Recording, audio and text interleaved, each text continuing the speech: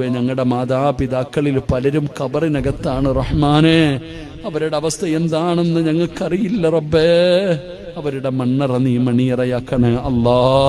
അവരുടെ ഖബറിടം നീ വിശാലമാക്കണേ അല്ലാ. സ്വർഗപൂങ്കാവനമാക്കണേ അല്ലാ. അവരുടെ ഖബറിനകത്ത് സ്വർഗത്തിന്റെ കവാടം നീ തുറന്നു കൊടുക്കണേ അല്ലാ.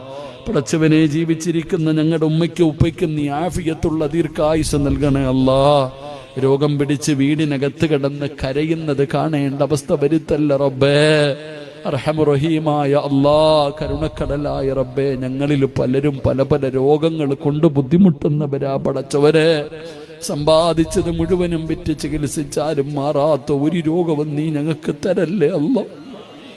നീ ഞങ്ങളെ ദുനിയാവിലിട്ട് നരകിപ്പിക്കല്ലോ അല്ലാ.